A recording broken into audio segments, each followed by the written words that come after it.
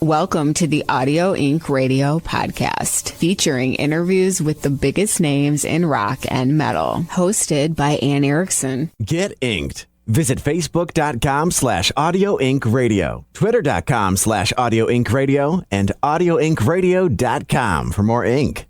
Whew, that's a lot of ink. It's AudioIncRadio.com. Let the fun begin. It's Anne Erickson on Audio Inc. Radio. And let me just say that we have got alternative rock royalty on the show. We always have great guests. We always have rock royalty, but I'm extra excited because we've got Jeff Schroeder from the Smashing Pumpkins, one of the biggest bands in the world, in my opinion. I mean, it doesn't get much bigger than the Smashing Pumpkins. I remember first hearing tracks like 1979 and stuff like that, and it was just really different. I'm trying to think of another word, but I think different is actually the perfect word. It was so different from everything else I was into at the time. It was when I was getting into that post-grunge kind of music with Shinedown and Seether, Puddle of Mudd, that stuff that I love. And yeah, I love post-grunge, you know that. But the Pumpkins, they weren't grunge. They weren't post-grunge. They were definitely more the contemporary of like a Nirvana.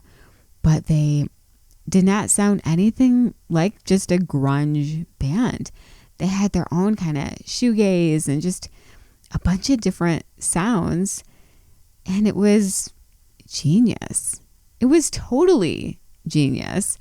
And I think that's one reason the band is still able to attract such a wide fan base, perform to arena-sized crowds even decades later, perform their older stuff and their brand new stuff.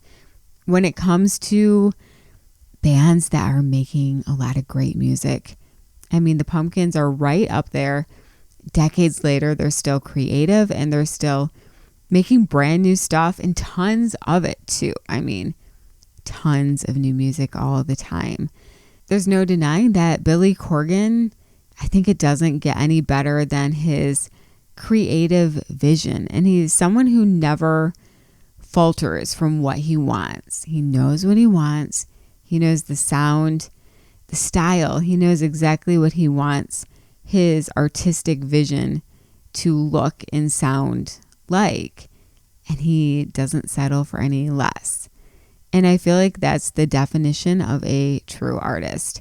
Now, Jeff, really cool. He actually has his debut solo track out right now. It just dropped in mid-July. The track is called Haenim, and it's actually a cover of a 1973 Korean folk track, but it doesn't sound anything like what you would expect from a folk song. I mean, if you hear the original Korean folk track, his guitars in here, Jeff, the way that he adds these crazy cool shredding guitars and stuff just brings out an entirely new sound and style to the song. And I just think it's great. I mean, whenever I hear it, it really gives me goosebumps all over my body. Just love this track, and I'm very excited to talk with Jeff about kind of what made him pick this song as his debut solo single, because it's a different kind of pick for a debut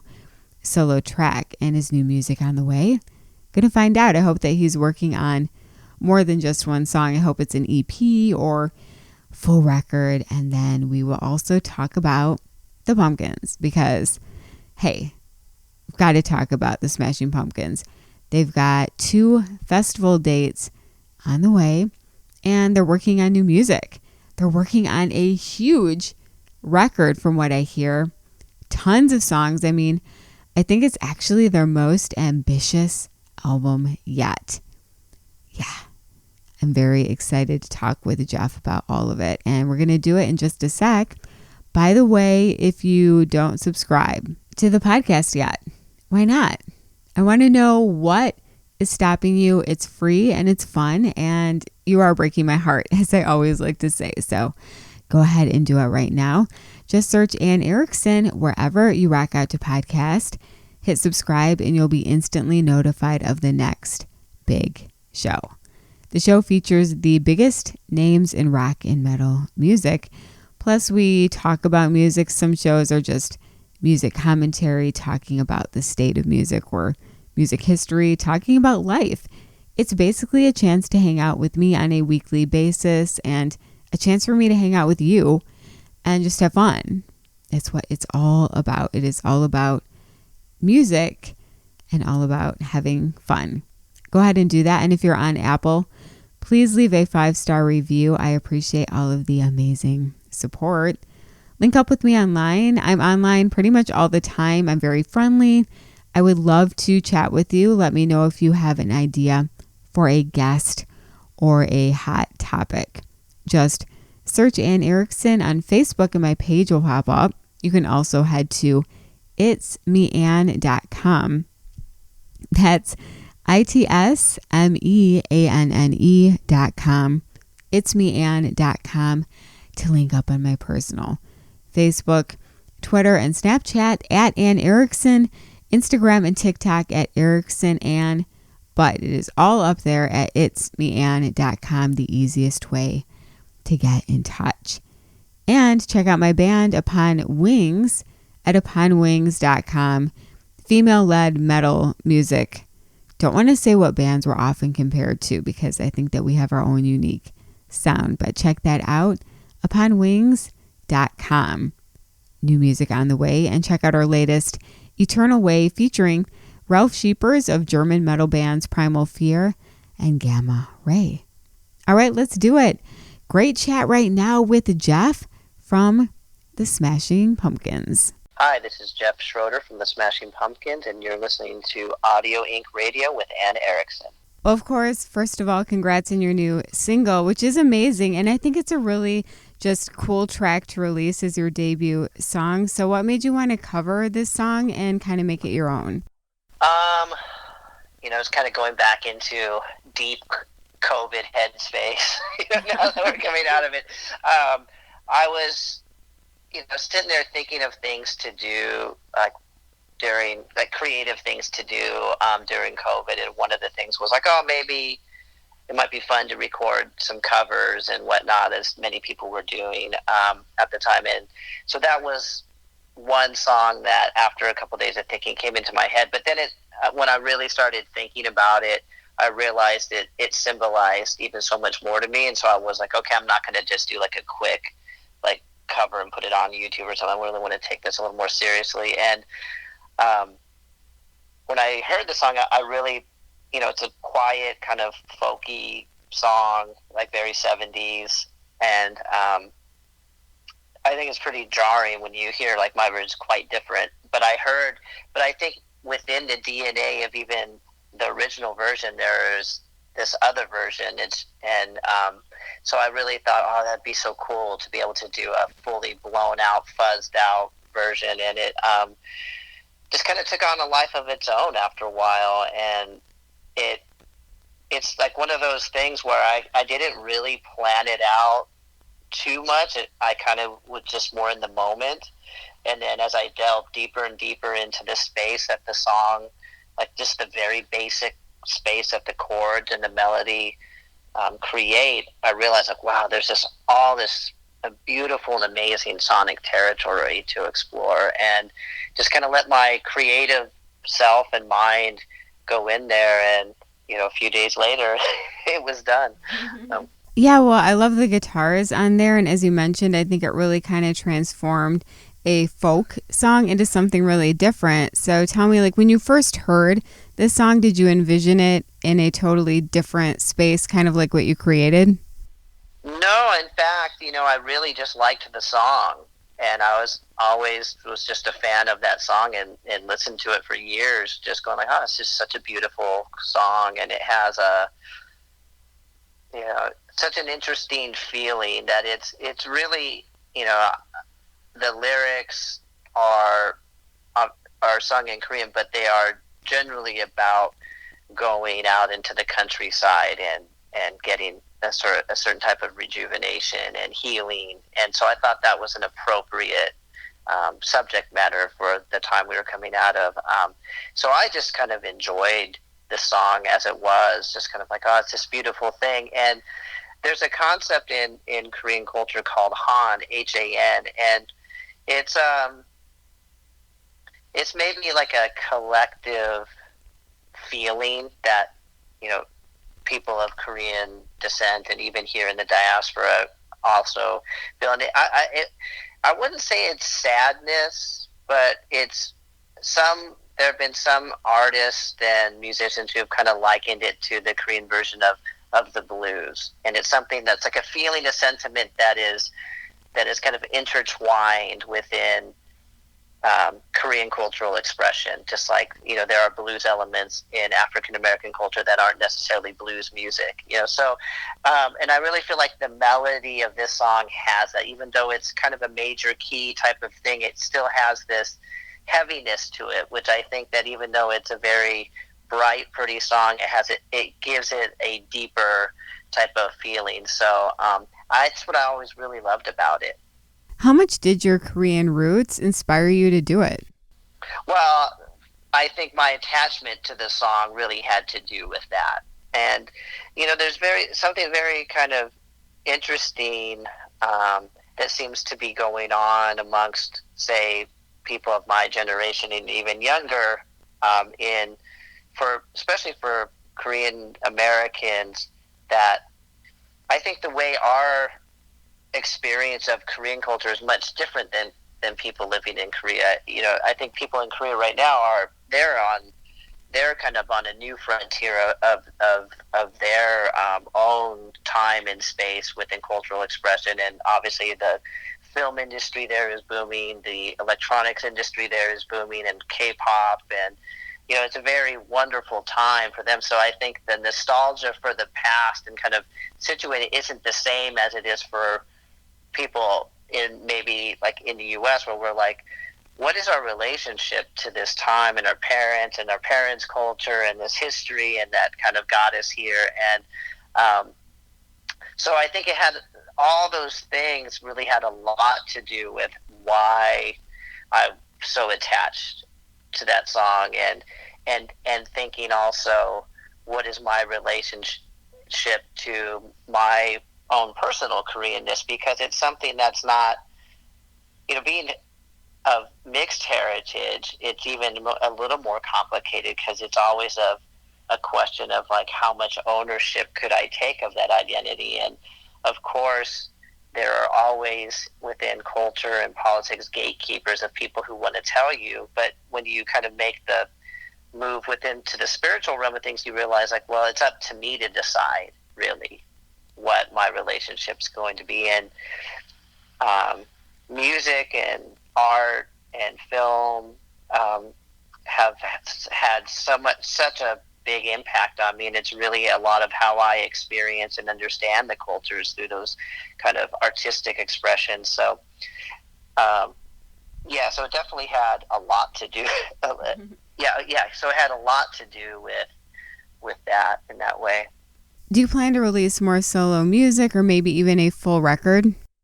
I'm doing an EP that's scheduled for release in basically end of the year, early 2022. But we're going to be releasing more songs. I think the next one's going to kind of come out end of September. Oh, that's awesome. For sure, yeah. We're going to want to work this for a month or two and then release another one, yeah. Was it the pandemic that kind of made you want to release solo music? Because you haven't done it really before properly like this. It was, well, I think it gave me the time. Well, you know, last year, in 2019, I started another band called Night Dreamer, which is more of like an electronic alternative band. And I really loved the music, and it was really something I poured my heart into. But we kind of just started really working the EP that we recorded and playing shows right when the pandemic happened. So it kind of took the steam out of it. And, you know, because of the various members didn't, you know, obviously we all had to take care of our lives, especially, you know, when it's really hard to think back, but, you know, we really didn't know what was going to take place. And then, so I basically and then long story short, it kind of fell apart because everybody kind of drifted and started doing different things and kind of taking care of life. And it really made me think personally, like, you know, obviously the biggest thing that I do is I'm a member of the Smashing Pumpkins, which is like the biggest blessing in life that I could ever have as a musician. It's a wonderful thing. But I started thinking about, like, well, okay, now that when I do have time to do things, what is it that I want to do? And I've never really had the space to just express things on my own terms. And I don't want to say it's being self-indulgent, but it is a matter of going, like, well, I need to have an avenue where I can just try the things that I want to try, for better or for worse. And that's how it really came to be. And that's why, to bring it back to the song Haenim, it was almost kind of, even though I've been writing a bunch of material, I thought this would be the perfect first single, because in some ways I didn't have to worry about writing a great song. The song's already great. I just have to worry about, like, can I graft, like, my aesthetics, what I do, onto this kind of structure that's already there. And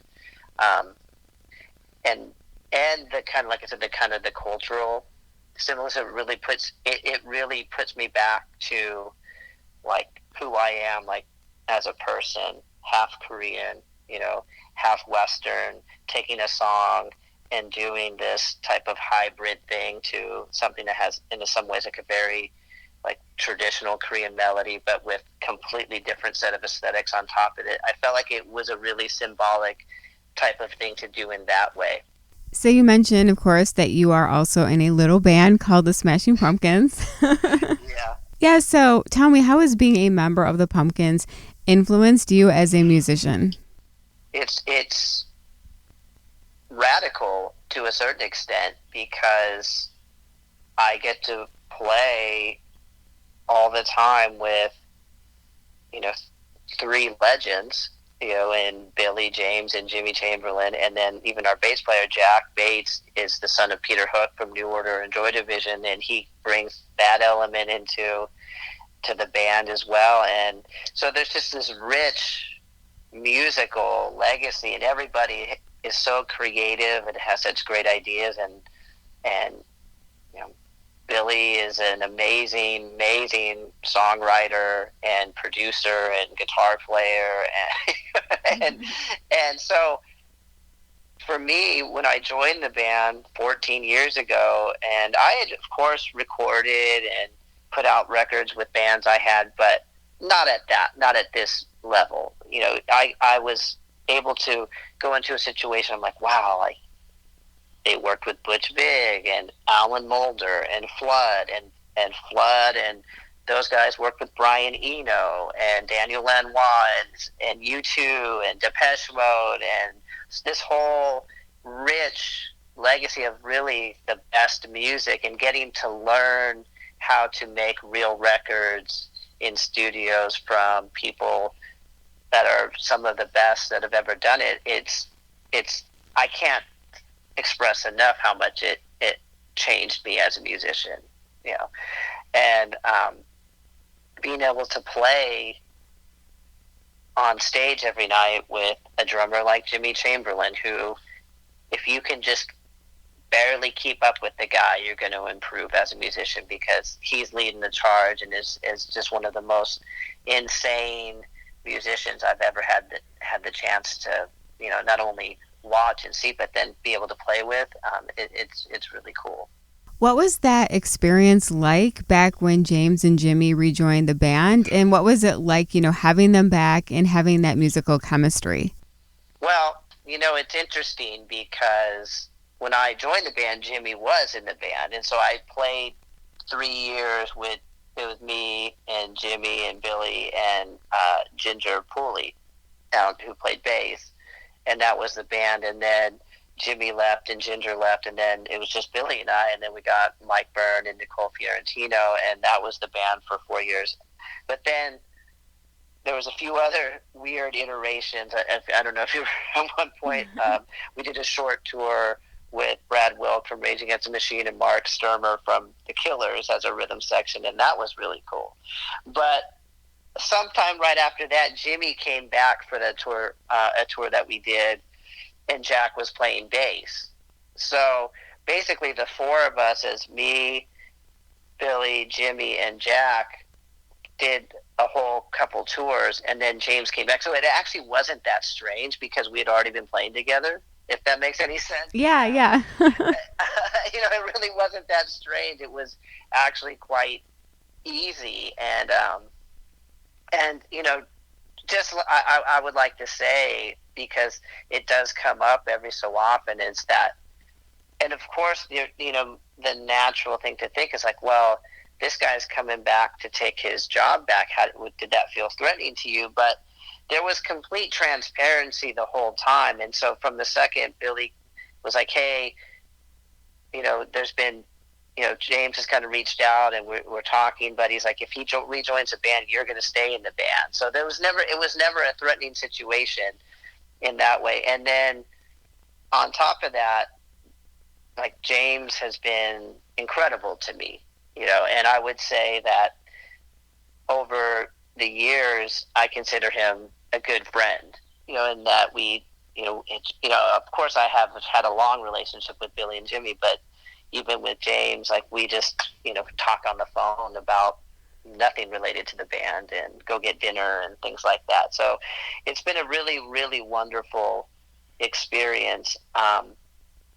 And, strangely for me, on the musical level, which is what for me, which is one of the most important, it actually was a blessing that I didn't even really realize, in that, when I joined the band in 2007, of course, my role was to kind of do what James did in the band, of course, with my take, my spin on it. But there was a lot of duties and whatnot, playing styles and sonic things like certain guitar tones and stuff that really weren't part of my vocabulary at the time. So in one way it was great because I learned all these skills that I wasn't really well versed in, and I got fairly well at doing that. But now that he's back and he's doing what he would normally do, it's actually created space for me to be myself. And that's like, and so I get to actually add more of like my personal voice to the band's aesthetics, and that wouldn't have happened, I don't think, as much if James hadn't come back. So it's really been nothing but positives in that way. That totally makes sense. I never thought of it that way, but yeah, that absolutely makes sense. What is it like working and writing with Billy Corgan? Because he, of course, is just such a legend, out of the 90s, one of the big names. Well, I think, to go back to your question, it's really transformed the way that I work, in that he is relentless for greatness. And one thing that I always tell people is, because he has maybe a reputation for being difficult in the studio or something like that, but he absolutely doesn't put any expectations on anybody else that he doesn't put on himself, as far as quality of performance. And he relentlessly, from an artistic standpoint, pursues his ideas, and that is the best lesson to learn. And one, and then another one would be that he's unabashedly unique. And that's another thing that I've learned, is that there's different types of musicians, and there's musicians that will go out and like get hired by a band to be like a backing band guitarist or drummer, and those are very valid and great ways to earn a living and make a living and stuff. But then there's also musicians of a different ilk that it's like that maybe bring a different sort of quality to the table, and that is being absolutely unique. And I feel like legends like Billy are born out of that ilk, where there's only one person that can be Billy Corgan. It's Billy Corgan. From the second he plays the guitar, from the second he sings, it's only one person. And that's really inspiring, and that takes a lot of courage, devotion, and dedication to cultivate that type of uniqueness, because it's scary, it's vulnerable, whereas it's easier to copy other people, right? But to be completely unique and be yourself is the hardest thing to do, and he's been quite successful at it. So that's something that I definitely don't not notice every day. Wow, yeah. I mean, that's the definition of a true artist, you know? Absolutely, and Jimmy Chamberlain is the same way, and James Iha is the same way too, as far as they do all these things that are completely idiosyncratic and unique to them, and so it creates a sound. And then for me, that's like been something that I'm have tried to. I would never be in a position to evaluate myself to see if I'm successful or not at it. But I think in pursuit of greatness, those are the types of things that I've learned from being in a band with Billy and Jimmy and James. So the Pumpkins have some festival dates on the way, and what else is going on with you guys the rest of the year?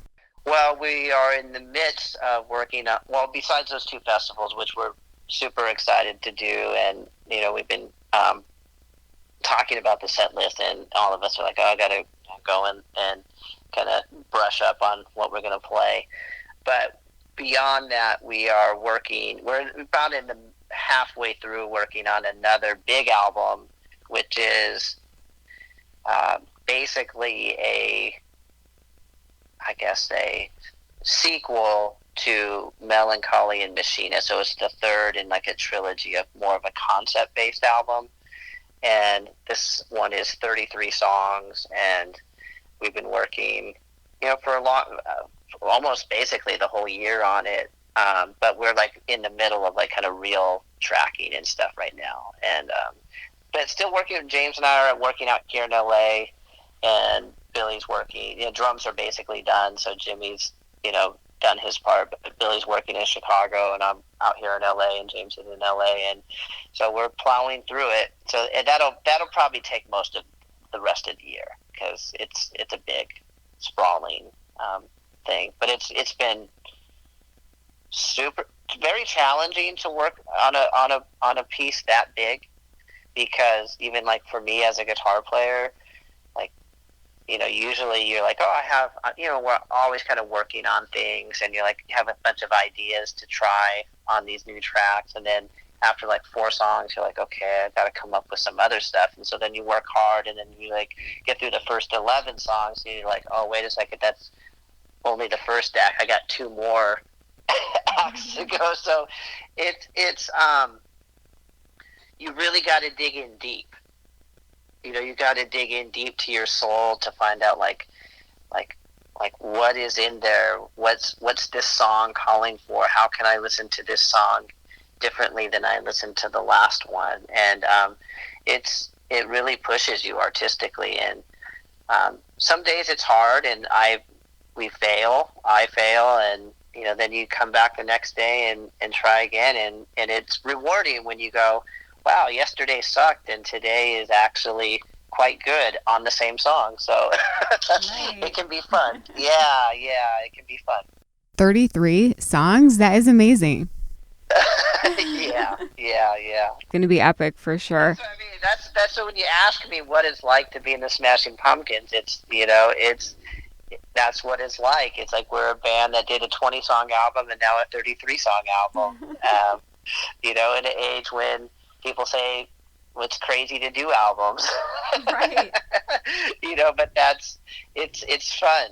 We just don't care. We just do what we want to do, and and that's kind of the fun part about it. We like to be,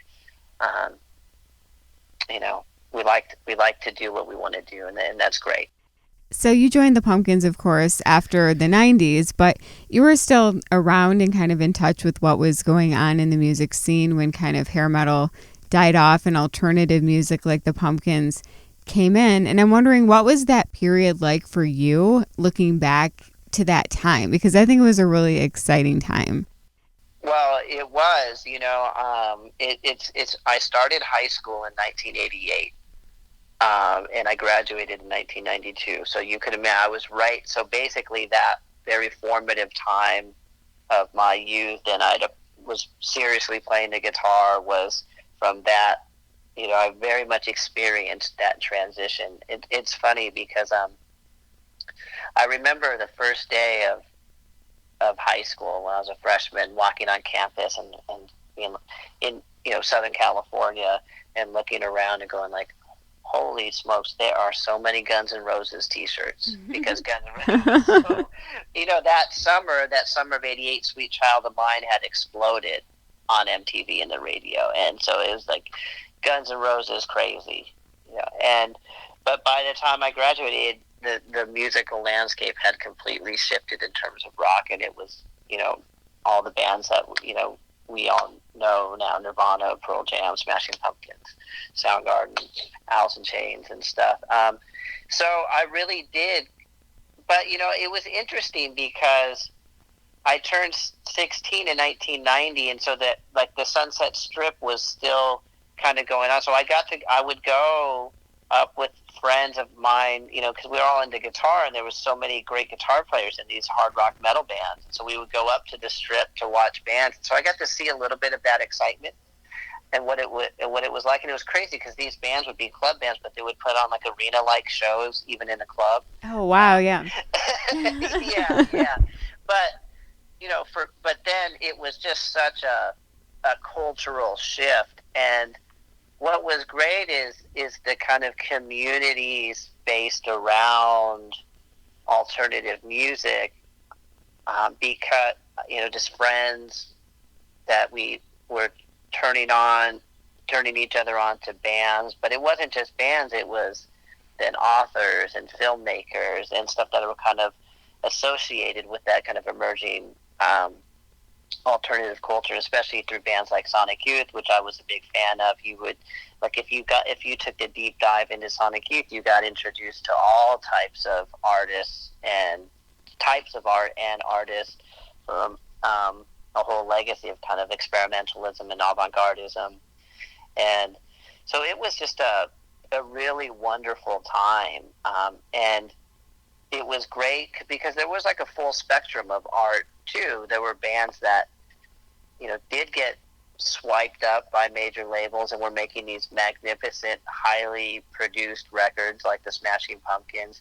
But then there was also like the more indie scene as well, where it was very much like, you don't have to do that. You don't have to look a certain way. You don't have to do anything. You can go and be completely kind of self-indulgent artistically. And I feel like that was a very important thing too for me, to be able to understand, like, you don't have to get signed. You can put out records yourself. You can do all these things. So even like the DIY thing was an important part as well. And and then culturally, it was also very eye-opening in terms of learning about feminist movement through like Riot Girl and things like that I was interested in. So it really did have a lot to do with how I understood the artistic world, and I'm very thankful that was the time I came up in. And it's interesting though to me now, like thinking of, because I really think about the term alternative, and as you know, alternative music became associated with a certain sound. And to me, that's always a bit problematic, because at that very early stage, none of the first bands really sounded much alike, right. And it was more of a process of like hybridization of sounds and influences to create kind of new kind of sonic landscapes. But then once the genre, like some of those bands got big, then there was like the next wave of bands that were getting signed that sounded like these other bands, and then the sound became much more homogenous, and that really kind of disappointed me, kind of coming out of it. But I still view myself with that framework of going like, well, I'm looking for things, putting things together in ways that maybe are strange or you wouldn't think would go together, but when you do, they kind of create like a unique experience. So I think like the methodology of alternative music really is still with me to this day in that way, for sure. Right. No, that makes sense. Do you remember the first time that you heard Smells Like Teen Spirit? Because obviously that song is kind of the one that people always think of that changed so much. I'm trying to think if I remember the very first time I heard it. I don't remember the first time I heard it, but I do remember, I absolutely remember the first time I heard about Nirvana. I was at where I grew up in Southern California, I was at some like indie show. I don't remember what bands I was seeing, and I remember some guy just outside, smoking, and he's like talking to his friend. He's like, "You gotta hear this band. There's this band Nirvana. They have this album Bleach. Like they're just amazing." And I just remember, overhearing this guy saying that, and then whatever, a year later, it was like, that Nevermind had come out, and it was everywhere. I'm trying to think, like I may have heard, the thing is I probably actually heard Smashing Pumpkins first, which is, and because Billy was such a great guitar player that he actually got written up in the guitar magazines, and so I was such a guitar freak. I remember there was a little, and I've been looking for it, trying to find it, but I can't find a scan or anything of it. There was a little half-page article in Guitar World, and I remember reading about it, and it said like echoes of Hendrix and Fuzz and this. So I went out to the record store and bought Gish, which came out, pretty sure it came out before Nevermind. Mm-hmm. So I know I was listening to that. And so I think when Nevermind came out, it just seemed like it. I don't remember it not being. It just like exploded. But I know that wasn't the case. I know that it was out for a little bit of time, but I don't remember the very first time I heard it. They're not the first time, but it was just everybody was into it. I mean, everybody. Right. And it's so funny because I was in like a garage band at the time, and we used to play Guns N' Roses songs and Cinderella songs, and then it was like a divide, our singer was like, more into that kind of stuff, and then me and them were like, we gotta like play Nirvana's, and we would try to sit there and play it, and it, sounded terrible because you can't play Smells Like Teen Spirit unless you're Nirvana. It sounds so stupid to try and sing it. That's a good point. No, you're totally right. Yeah. You know what I mean? You sound like you're in high school, and you're like, hey, let's play Smells Like Teen Spirit. But it was such a great time, and the album. I mean, I listened to that album so much. It just sounded so great. The songs were great. The playing was great. Production was great. I mean, it really is one of those cultural touchstones that it's only very rarely do they happen. Definitely. So basically, what is on tap for you the rest of the year? You already talked about working with the Pumpkins and then getting some solo stuff out. Yeah, so that's basically it. And that's going to be that's going to pretty much take the rest of the year, because like between doing the Pumpkins and then like finishing these next kind of 5 songs I want to put out on this EP, that's going to be it. And then because there's 2 shows in the middle, and that's going to take like basically by the time like it's all said and done, rehearsing for the shows, playing the shows, that's going to be like 3. So that's basically a month that it'll take out just to play 2 shows. Because we haven't played in so long that we have to actually rehearse for a couple of weeks to kind of get into shape. Right. Yeah. No, it's going to feel awesome probably to get back on stage after all this time. I mean, because you guys were performing at amphitheaters and arenas and stuff, and then bam, COVID hit. I know. And it's funny because a longtime friend in the industry, we put these tickets on sale for these shows that were going to happen like in April or something of 2020. And I remember the tickets when he called me and he goes, "Oh, I hope you have a backup plan." And I'm like, "What do you mean? You don't think the shows are going to?" He goes, "No, the shows are going to sell fun." He goes, "But I don't think they're going to happen." Wow. What are you talking about? He's like, "Dude, there's this thing that's going to happen. It's coming. I'm telling you. It's going to be, you're kind of hearing a little bit. It's going to be bad." And I had no idea. Wow. No, that's crazy. I actually heard something like that too in February. someone saying, oh, this is going to be big. Like everything is going to get canceled. And I'm going, oh, really? Just kind of heard a little bit out of China, something going on there. But yeah, and then I could not believe that it actually came to fruition. It's still a bit surreal, right? It really is. Sometimes I look around LA and it's still not over, and you're like, I guess it's still like we're kind of back to normal, but still not 100%, almost. And then, I wonder how we'll all feel about it, as we get some time away. And there's, I really do feel compassion for people, and that it was, it's been such a difficult time, and so many people are still suffering. And the one amazing thing that we can do as musicians is hopefully that we can, even if it's for 2 hours, people can kind of, where it's safe, people can go and kind of just be taken somewhere else. And so I really do look forward to doing that again. That's a good point. And you're right. Sometimes it's weird because it feels like it's over, but you look at the rest of the world and it's not over there, and then it's kind of not over here. It's just like a weird time, It is. Yeah.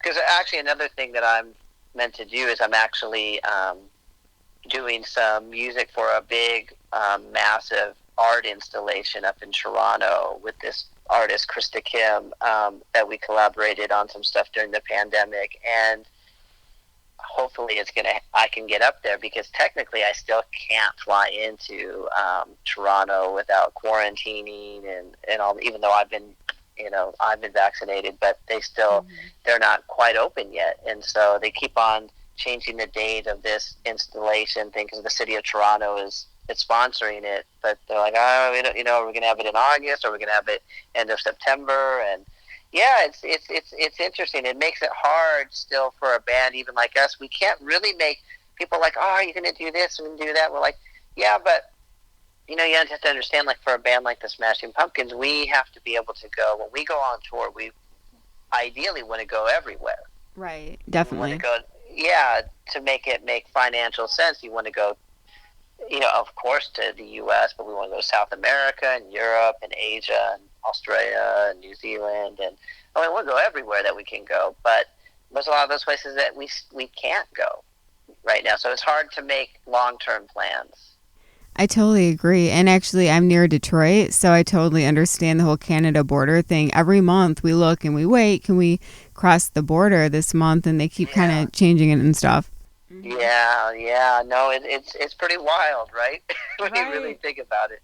I know. Well, hopefully it'll all work out soon. Yeah, I'm vaccinated too, and so I'm like, can't you let me in just to say hi? I know, yeah. But it's been a really interesting time. Like, I really, like, on a personal level, it really has transformed me, because I had to just kind of sit here and think about, like, well, what's important to me? What is it artistically that I want to do? What is it that needs to happen? And really because sometimes when you're in the midst of, like, a touring cycle and stuff, it's easy to get, like, just kind of caught up in, like, the tides of whatever it is that you're doing. So it's like, hey, I'm on the road, I'm doing records, I'm doing this, and you don't really get the time to evaluate what it is you're doing. And so that can be a very difficult process for people to be like, have to stop and go, am I happy doing what I'm doing? What is it that I like? What is it that I don't like? Can I change it? Yeah. And, having that alone time, or not alone, because I wasn't necessarily alone, but, I mean, I was much of the time, but not all the time. But, what I mean? But that time, that quiet time, let's say, to go like, okay, I got to figure out what it is what I'm going to do with the next 6 months here. Right. It's much more like you can be more reflective and introspective. I agree. Like, when you're busy out there doing stuff all the time, like, you just don't have that quiet, like, reflective time. Yeah.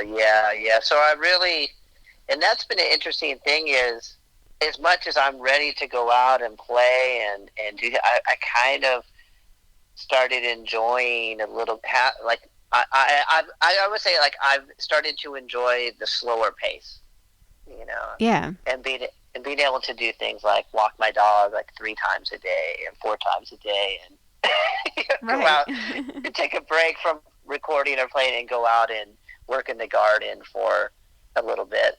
Things like that. I'm like, those are really nice kind of habits that I've been able to get into. And so that's been quite nice. But, my job is to go out and play, and I there's nothing like being on stage. So I am super excited about that. Yeah, and we're excited to see you guys. So was there anything else you'd want to add? No, I think that was, I'm good. You're good. Yeah, thank you again. It was great talking with you.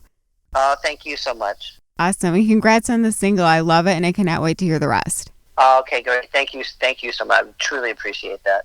Jeff Schroeder from the Smashing Pumpkins, thank you for being an amazing guest on my show. And hey, Jeff, you are welcome back anytime, because what a great chat. I mean, I felt like that was so fascinating, talking about the 90s music and how he first heard about Nirvana, and the fact that he actually first heard the Smashing Pumpkins because of being into guitars and seeing that Guitar Magazine. Just really cool to hear his music history and where he comes from. He obviously is a perfect fit in the Smashing Pumpkins, and he is gelling perfectly with that original lineup. And he's been a part of the band for almost 2 decades now. That's crazy to think about. Great new track out. Make sure to check out his solo track, Haenim, which is out now. I just love talking with these different musicians about music history. I mean, that's something that this show, you could hear it years from now, even decades from now, and it would still be fresh and new because we're talking about something that's timeless. We're talking about an era in music history, and it's a way that the show is not just time sensitive to one release or one event. It's just really cool to dig in and talk about that music history there. And Jeff had some great insight on the 90s alternative movement and that quote unquote grunge scene. I also think it was really cool how we talked about Billy Corgan, because he's right. People think of Billy sometimes, oh, is he difficult or whatever? But he's not. I mean, he's just really passionate about his art, and he is determined to make it happen. Actually, I don't think I told the story yet, but I got to interview the Pumpkins, including Billy Corgan, in person back maybe about 10 years ago at this point. And it was one of my favorite memories. I mean, I actually got to go to the Palace of Auburn Hills, rest in peace, just a great music venue that was in the Detroit area. And I interviewed them in person, interviewed Billy and the whole band, and then they had me come sit on stage for a sound check, which was really cool. It felt like I was personally getting serenaded by the Smashing Pumpkins, because it was just me sitting on stage and them performing in a huge empty arena to me. It was really, really cool. I have to say, that was one of the coolest experiences of my music life. Just a fascinating guy. Once again, thank you, Jeff, for being an amazing guest on my show. It's Anne Erickson on Audio Inc. Radio, and right now is a great chance for you to subscribe. I'm going to wait here while you do it. All right. Good job. Actually, I have to tell you how to do it. Just search Anne Erickson on any podcast platform. Hit subscribe and you'll be instantly notified of the next breaking show. It's also a way that you get the first heads up before anyone else that a new show is up there. Show featuring the biggest names in rock and metal music, as well as music commentary from me and talking about life. It's fun. So check that out. If you're on Apple, please leave a 5-star review. Thank you for all of the amazing support. And if you haven't linked up with me online yet, go ahead. I promise I don't bite. Just search Anne Erickson on Facebook and my page will pop up. You can also, probably the easiest and the most comprehensive way to get in touch, head to itsmeanne.com. That's itsmeanne.com. itsmeanne.com to link up on my personal social media, Twitter and Snapchat. Direct is at Anne Erickson. Instagram and TikTok is Erickson Anne. And hey, if you want to support the show on Patreon, that would be great. You can find the link to my Patreon right here in the show details. And it's a way to support just $1 a month. Up are the packages, and you get access to my personal Patreon. You get exclusive photos, behind the scenes stuff, all of that kind of different fun stuff. And it's a way that you can support the show. But either way, it is awesome to have you here hanging out with me and rocking out with me on a regular basis. One last thing, two last things. Check out my band, Upon Wings, at uponwings.com for female-led metal music. And check out our visual TV kind of channel, youtube.com/Audio Inc. Radio. That's INK like Tattoo Inc. audioinkradio.com.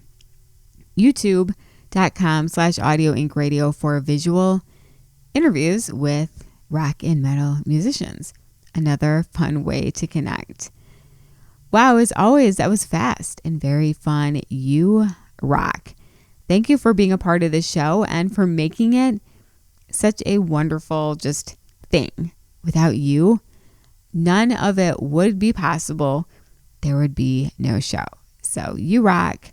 Until next time, be safe, God bless, and we'll rock soon.